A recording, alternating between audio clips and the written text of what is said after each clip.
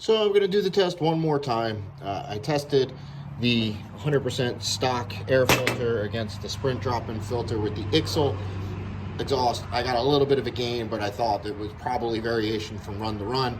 I tested them back to back with the Arrow exhaust and saw absolutely no change. I'm going to do it one last time on the Akrapovic exhaust just to prove that I don't think I'm getting any gains from the Sprint filter.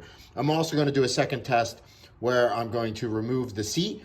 I tried this earlier, but again, I want to do it again after I'm sure of my results with the Stage 2 airbox mod, and see if I get any gains by removing the seat and allowing more air to enter in the area. When I checked it last time, I didn't, but this will be the last kind of close the door on Airbooks mods. No reason to try to allow more air in there. If I take the seat off and it doesn't make any more power, it's not going to get any better than that as far as allowing air into the airbox intake area. So let's see what happens. So I already had the Sprint filter in the bike, so I did a run with the Sprint filter, and that was the 87.76 middle run that you see. So then I just removed the Sprint filter, put the stock filter back in, and lo and behold, I lost about a half a horsepower. And you can see the curve is a little bit lower between 5,500 and 6,500 also. And I thought, well, okay, maybe the bike's getting a little bit hot, because sometimes as they heat up, they'll start to heat sink and numbers will go down. So then I took the stock filter back out, put the Sprint filter back in, and lo and behold, I got an even higher number of 88 horsepower, 88.03 to be exact. So to me, this is a pretty solid proof that the Sprint filter does give you a little bit of gains. It's nothing to write home about. It's nothing to go crazy about. But I did see gains with the Sprint. The two Sprint runs are higher than the stock run, and they were literally one before and one after. So I say that's a really valid test to say that the Sprint filter gives you some gains. The next test I did, like I said earlier, was removing the seat. And I stood up while I did the dyno runs to allow as much air into the airbox area as possible. And you can see I did have a little bit of a gain. Nothing to write home about, but there is a slight horsepower advantage with the seat off.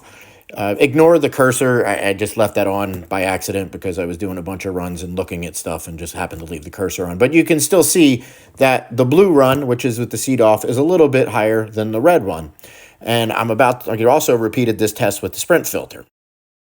And lo and behold, we got basically the same results where even though that the seat on put up a slightly higher peak number that we could see, the area under the curve is a little bit, and I mean a little bit better with the seat off. So really what's all this mean? I think this means that at doing just exhaust modifications and doing the intake modifications where we're doing the Stage 2 with just removing basically the air filter lid, that I don't think it's worth it to go cutting up the sides of the entry into the airbox to try to get this much little horsepower under the curve. But what it does mean is as more parts are developed for this bike, probably when the R model comes out and people start doing head work and putting cams in it, they probably, are going to want to open up that intake area a little bit to get some more air in there so that we can see more improvements.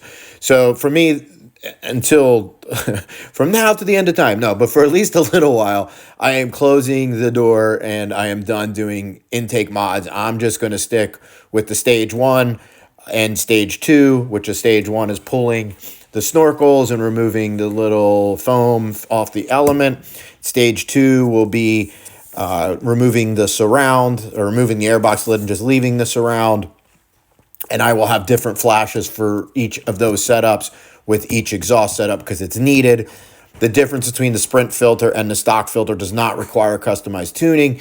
If you want to put the Sprint filter in to get that extra little bump, sure, feel free, but I don't think anybody should be throwing out a stock filter to get that. So just trying to give you guys as much information as possible. Knowledge is power. Thanks you guys for watching. Remember to hit that subscribe and like button. It's the final chapter.